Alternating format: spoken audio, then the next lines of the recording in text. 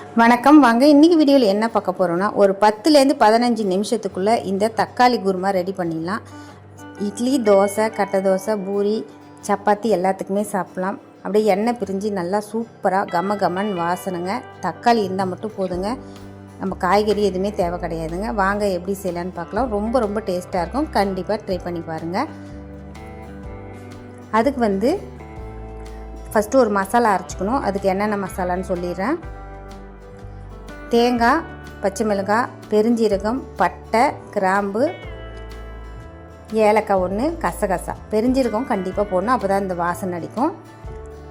இப்போ மிக்சர் ஜாரில் தேங்காய் சேர்த்துக்கோங்க. ஒரு 1/4 மூடி தேங்காய் துருவல், கூடவே 2 பச்சை மிளகாய். காரத்துக்கு நீங்கள் கம்மி பண்ணிக்கிங்கன்னா ஒரு பச்சை மிளகாய் சேர்த்துக்கலாம். அப்புறம் ஒரு 5 முந்திரி பருப்பு. இஞ்சி பூண்டு இருந்தாலும் சேர்த்துக்கோங்க. நான் இஞ்சி பூண்டு பேஸ்ட் இருந்துச்சு, அதை சேர்த்துக்கிட்டேன். இப்போ தக்காளி பார்த்திங்கன்னா ஒரு 1/4 கிலோ அளவுக்கு இருக்கும். அந்த தக்காளியை நல்லா கட் பண்ணிவிட்டு இது கூட தண்ணி விட்டு நல்லா மழை அரைச்சிக்கணும். கூடவே காரத்துக்கு தனியாத்தூள், மிளகாய்த்தூள், அதுக்கப்புறம் கொஞ்சமாக காஷ்மீரி மிளகாய்த்தூள், அதுக்கு அந்த கலருக்காக. இப்போ நைஸாக அரைச்சாச்சு, அது ஒரு பக்கம் இருக்கட்டும். இப்போ குக்கரில் நம்ம செய்ய போகிறோம். எண்ணெய் விட்டுக்கோங்க. எண்ணெய் காஞ்சதும் பெருஞ்சீரகம் சேர்த்துக்கோங்க.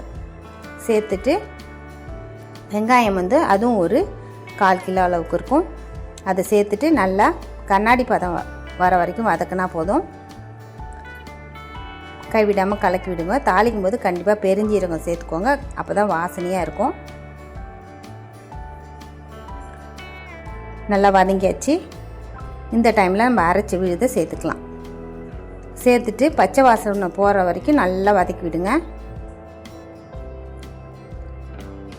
பச்சை வாசனை போகணும், இல்லைனா அப்படியே பச்சை சும்மாதான் இருக்கும். அது வரைக்கும் ஒரு 2-3 நிமிஷம் ஆகும். இப்போ மிக்ஸி ஜாரில் நான் தண்ணி சேர்த்து அந்த அரைச்சோம் பார்த்திங்களா, அதை கழுவிட்டு அதை சேர்த்துருக்கேன். ஒரு 2 டம்ளர் அளவுக்கு இருக்கும். உப்பு தேவையானது சேர்த்துக்கோங்க. கடைசியாக புதினா, கொத்தமல்லி சேர்த்துட்டு கிளறி விட்டுட்டு குக்கரை மூடி வச்சுருங்க. 2 விசில் விடுங்க. கமன் வாசனையோட அட்டகாசமான தக்காளி குருமா ரெடி. பாருங்கள், எண்ணெய் பிரிஞ்சு மேலே எப்படி வந்திருக்குன்னு. கண்டிப்பாக ட்ரை பண்ணி பாருங்கள். பிடிச்சிருந்தா லைக் பண்ணுங்கள், ஷேர் பண்ணுங்கள், கமெண்ட் பண்ணுங்கள். மறக்காமல் சப்ஸ்கிரைப் பண்ணுங்கள். அப்படியே எங்களுடைய இன்ஸ்டாகிராம் பேஜையும் ஃபாலோ பண்ணுங்கள். நன்றி.